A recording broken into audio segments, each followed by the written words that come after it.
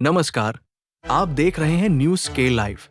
27 दिसंबर 2025 को दिल्ली स्थित कांग्रेस मुख्यालय इंदिरा भवन में कांग्रेस वर्किंग कमेटी (CWC) की महत्वपूर्ण बैठक आयोजित की गई।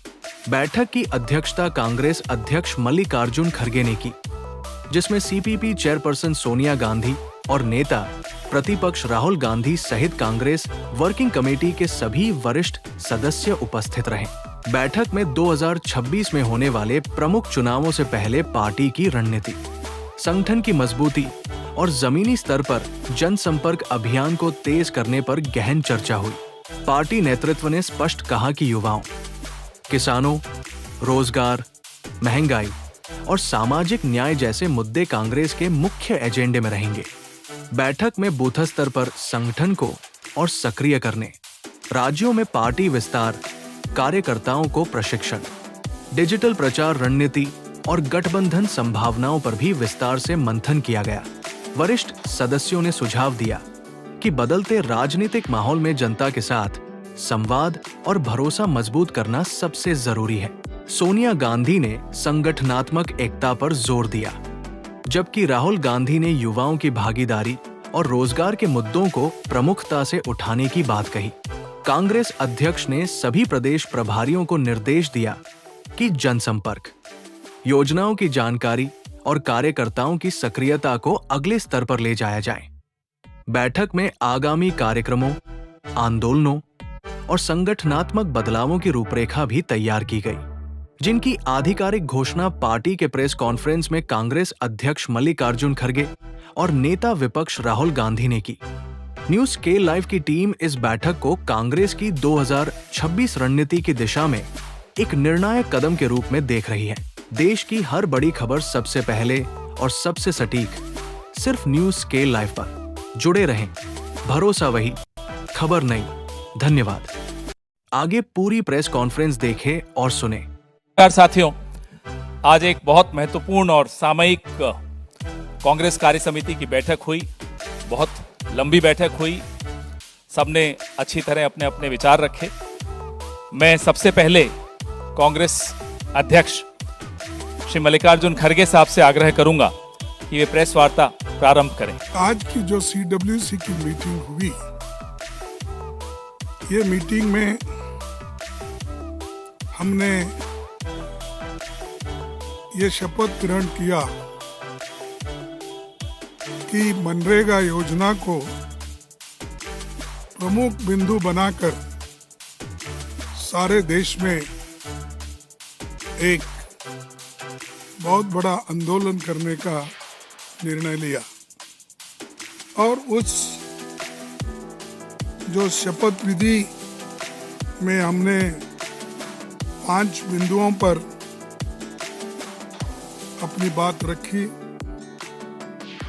कि मैं पूरा पढ़ने से ये अच्छा होगा कि आपको सर्कुलेट किया जाएगा, तो ये अच्छा होगा। हम शपथ लेते हैं कि भारतीय राष्ट्रीय कांग्रेस पार्टी अग्रणी भूमिका लेते हुए 5 जनवरी से मनरेगा बचाओ अभियान की शुरुआत करेगी। महात्मा गांधी राष्ट्रीय ग्रामीण रोजगार गारंटी अधिनियम मनरेगा का हर हाल में रक्षा करेंगे।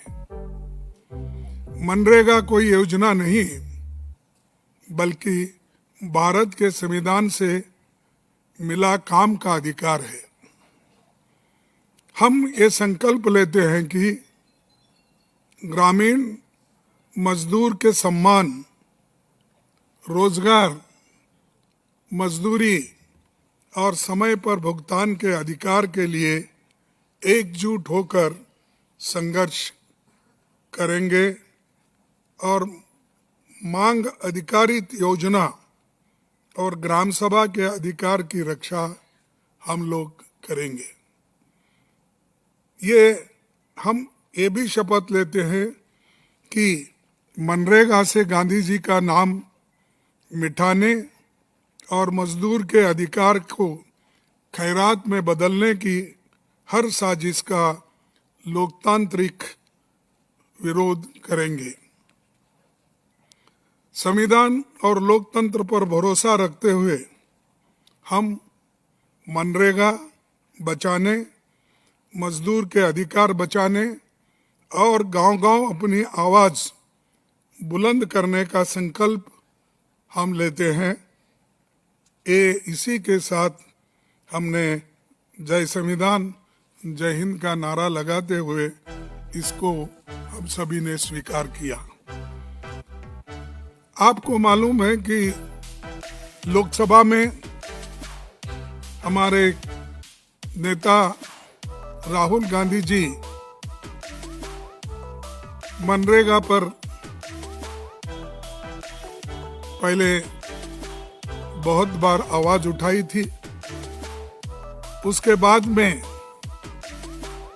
बाहर भी इस कानून के हिफाजत में हमने कई बार उठाया है, लेकिन एक कानून को वापस, अब नई कानून जो है इसको वापस लेने के लिए हम लड़ते रहेंगे।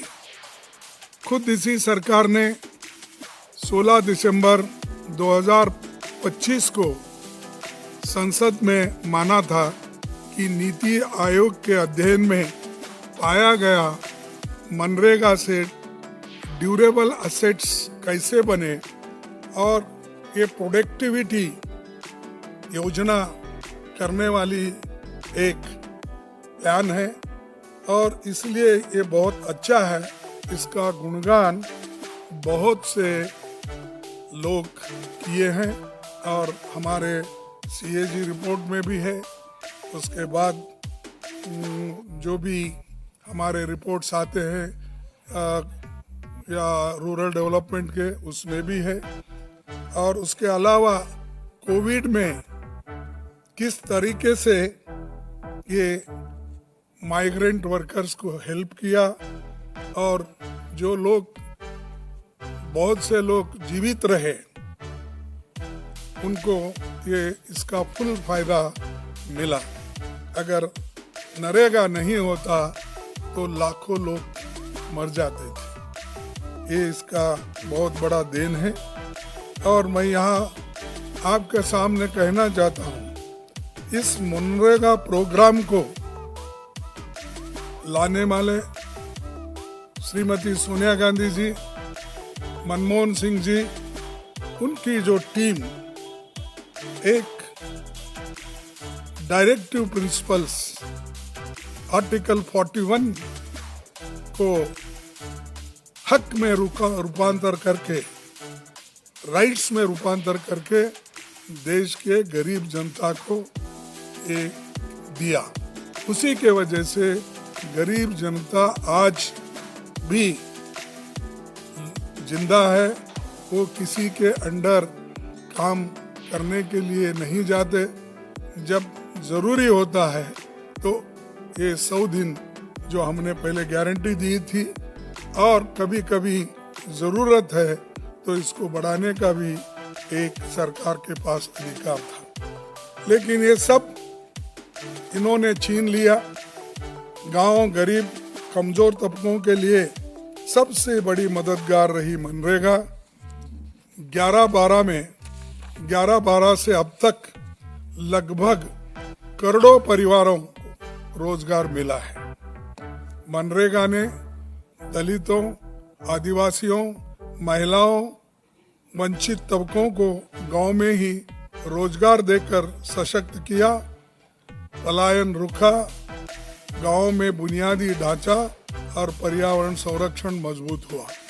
मैं ये कहीं बता रहा हूँ कि अपने ही गांव में रह के जो छोटी मोटी खेती भी अगर उनकी होती है तो उसकी भी वो एक तरफ काश्त करके उसका लाभ उठाते थे, और दूसरी तरफ उनको जब मजदूरी नहीं मिलता था तब वो लोग नरेगा के स्कीम के तहत वो काम पे भी जाते थे। लेकिन ये सरकार गरीबों का हक छीनने में बहुत उन्होंने प्रयास किया है और इससे देहातों में ही नहीं, जो लोग इस पर निर्भर थे वो सब लोग आज बहुत गुस्से में हैं, और इसका वो गुस्सा जो है इनके ऊपर बहुत भारी पड़ेगा।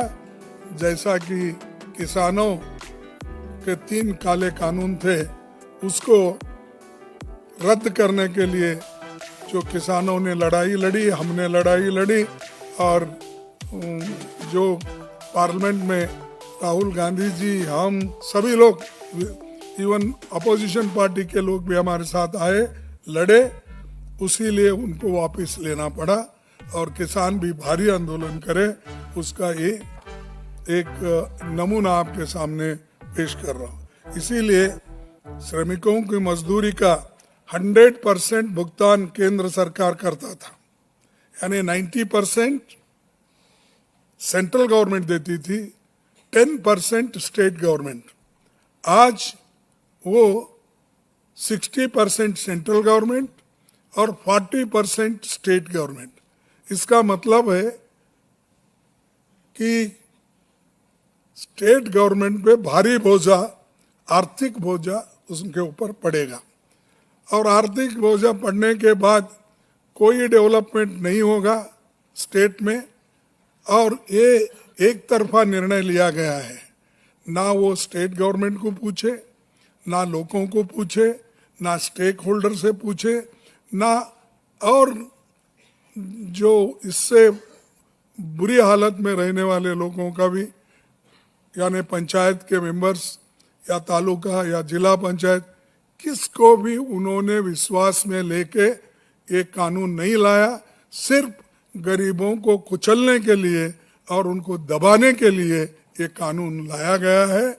इसीलिए हम इसका पुरजोर खिलाफ करेंगे, विरोध करेंगे, और इसके बारे में हम लड़ते रहेंगे, सड़क पे भी लड़ेंगे, आने वाले दिन में पार्लियामेंट में भी लड़ेंगे। ये हम इरादा करके आज CWC में हमने निर्णय लिया है।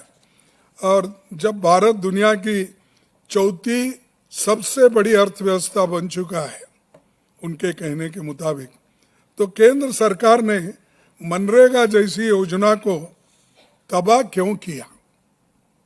आपके पास इतने पैसे हैं, अरे बैंक से उठा उठा के अमीर लोग लूट रहे हैं,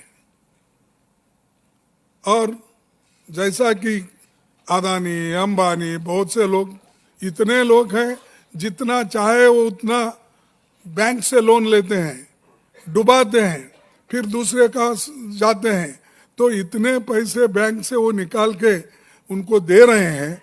क्या मजदूरों के लिए आपके पास 30% और उनको देने का आपके पास पैसे नहीं थे, हिम्मत नहीं है आपकी? तो इसका मतलब ये है कि वो गरीबों के तरफदारी नहीं करते, वो सिर्फ अमीर लोगों के साथ है, और अमीर लोगों के साथ रहने वाला वो कभी गरीब का साथ नहीं देगा।